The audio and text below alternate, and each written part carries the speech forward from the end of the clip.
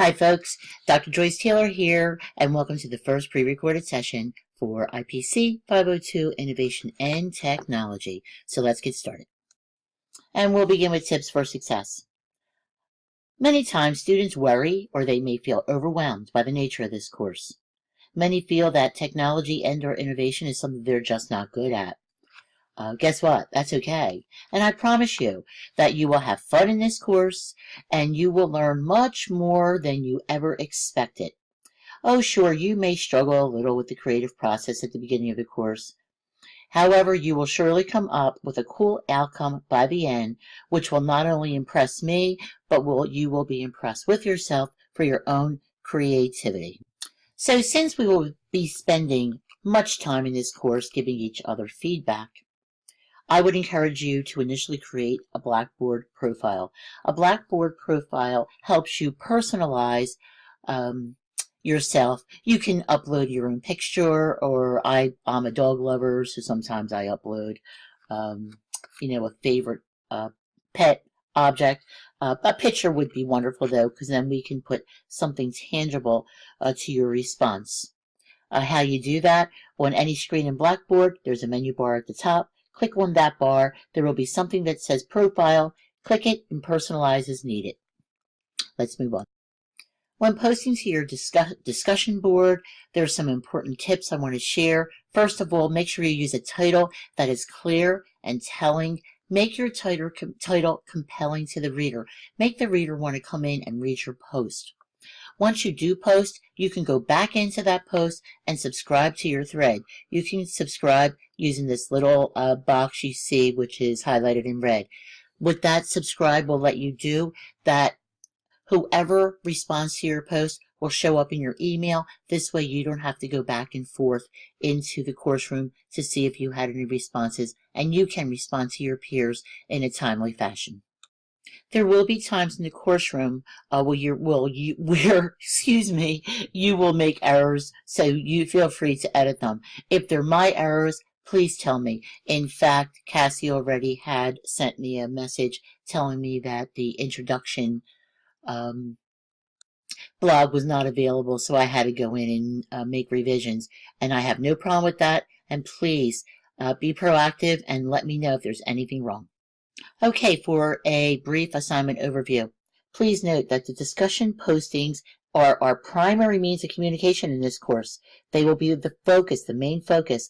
There are 2 discussion boards each week. They are all interactive and they require your input. The reflection paper, which is due week 5, is a synthesis of everything you learned during weeks 1 through 5 and how you will apply the information to the environment in which you work. 2 pre-recorded sessions, one in which you are participating in right now, and of course the final project. The final project is actually where students kind of freak out knowing they have to create a video on an innovation. However, let me assure you, this course is set up as an iterative process in which you will build on each component in manageable chunks, working toward the final project each week, so that by week 7, all you'll need to do is put all that information together to create the video. We'll work together, we'll be given peer feedback, we'll be doing peer brainstorming, all with the goal of you coming up with an awesome final project. That's why it's so important not to jump ahead. Please try your best not to jump ahead, since the interactive course room activities is a crucial part of everything you will be doing throughout this course. Lastly, I will please ask you to let's be patient and courteous with each other, as we will be working very closely with one another in this course. We're all busy people. We have lots of commitments, family, job, school. That certainly describes me, as I teach, I have a family, I'm adjunct at PA, I'm full-time at Penn State. In any event, please maintain professional decorum in the course room within a spirit of collaboration. So let's move on to the elevator pitch. What is an elevator pitch? Well, it's an idea or interest that you want to communicate to someone, and usually you don't have a lot of time. A good pitch usually lasts no more than 30 to 60 seconds. So what is a pitch? It is a clear and concise way to sell yourself, your product, an idea, and innovation. You will be developing elevator pitches in several components throughout the course in areas of pharmaceutical, biotechnology, medical device innovation, health information technology, and so on. Important to note that there is a formula to develop a pitch. Now, you're going to be using this formula in pitches that you will be developing during discussion boards 2, 3, and 4.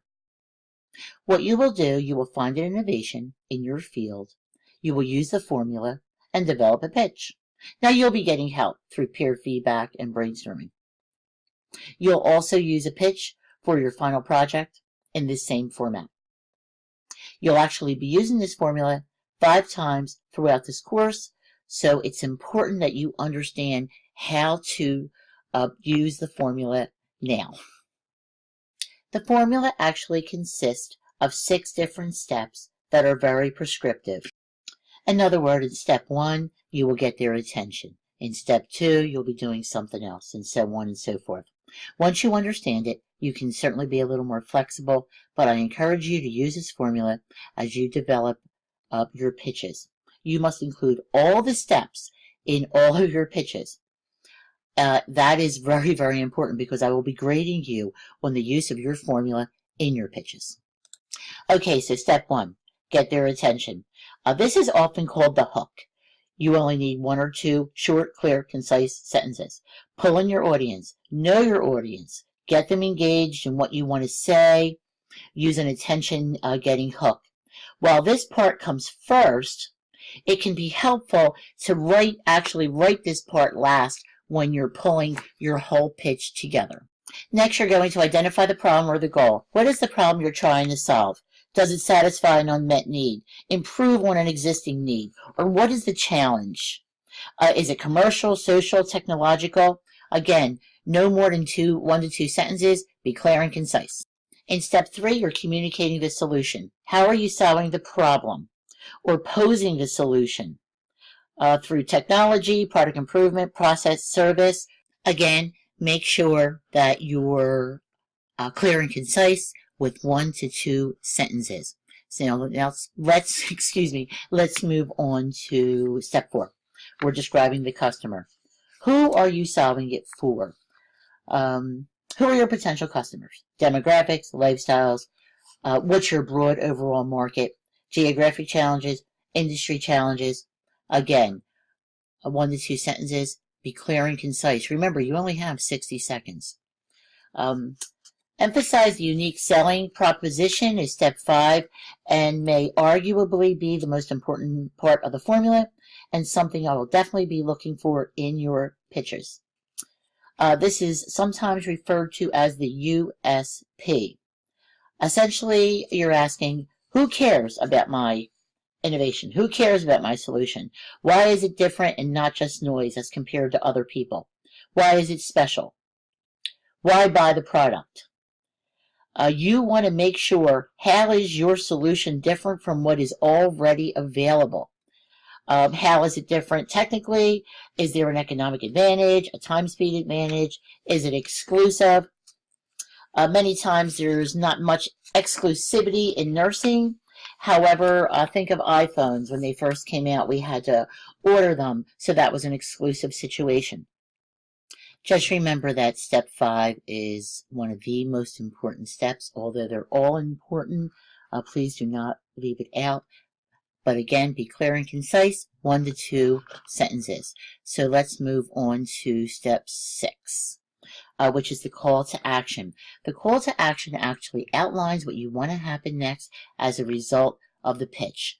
In other words, are you inviting the other person to ask you questions? Are you asking them to introduce you to a colleague?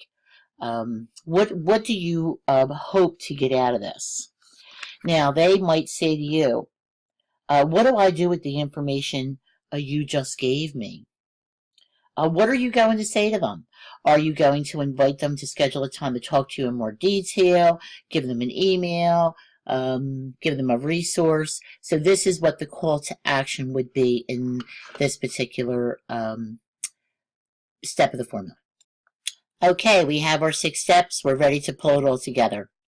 What you want to do is write the statements for each section separately. Don't try to make them flow right away. It's always easiest to write the hook last. Write all your ideas down for each step in the formula.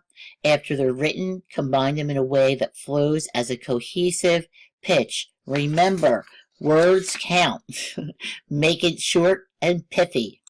As I said, every word counts. There's no room in a pitch for any flowery language or extra verbiage. You only have 30 to 60 seconds to get someone interested, to get buy-in. So write your pitch, edit it, refine it, cut it, practice it, cut it again, keep going until every word you use is essential. An elevator pitch roughly is between 150 and 250 words. Remember to avoid industry jargon. Assume that your audience has no understanding of your industry, the services you provide, or the products you sell. Medical terminology or nursing is notorious for jargon that nobody else understands. Try to avoid this. You want to be able to use your elevator pitch in front of anyone and know that they'll understand your innovation by the time you're finished. Even if they've never heard of your industry before, that's what makes a great pitch. And of course, you want to show your passion. The best elevator pitches are those that are memorable, unique, engaging, and lead to further conversation. One of the best ways to accomplish this is by showing the passion that you have in your idea. Own it. Show your fire, and the passion can be contagious. I'm going to use an example using a BlackBerry. Now, this may seem outdated, but this pitch was fabulous. You'll see that this is color-coded. I would suggest that you would just quickly get a piece of paper and pencil to jot down what I'm going to share for a little exercise in where you can identify the steps in the formula. So let's look at the first sentence. It seems like there's never enough time in the day to get everything done. What are we doing here? We're getting their attention. Which means busy professionals are rarely at their desks to receive and respond to emails. What is that? The problem. They are not available to respond to emails. So what is the solution?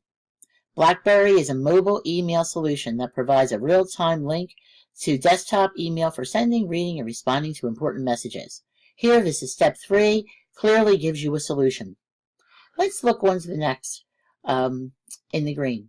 For on-the-go email users who want to better manage the increasing numbers of messages they receive when out of office, what are we doing?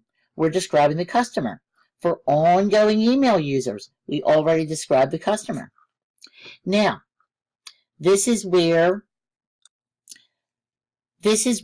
I talked about the most important aspect of the formula. Unlike other email solutions, BlackBerry is wearable, secure, and always connected, and so on. So what are we doing? This is the USP. We're emphasizing the unique selling proposition. This is a crucial step. So let's move on to the last sentence. Would you like to try, I have to minimize the screen so you can see this last sentence. Would you like to try the BlackBerry yourself to see if it helps to be more effective? Well, what is that? A call to action. You were actually inviting other people to try your product. So here are the steps as listed one more time. You first want to start with the hook. Get their attention. You want to identify the problem, goal, or challenge. Communicate the solution. Describe the customer. The USP, emphasize the unique selling proposition, And lastly, a call to action. I included 2 video examples that you can watch on your own. They're from YouTube. They're both 1 minute each, and it'll give you an idea how you can fit an elevator pitch in within 60 seconds. I hope you found this useful. Please respond to what you got out of this video and upload that in the assigned Dropbox. And I will see you in the course room. Happy innovating!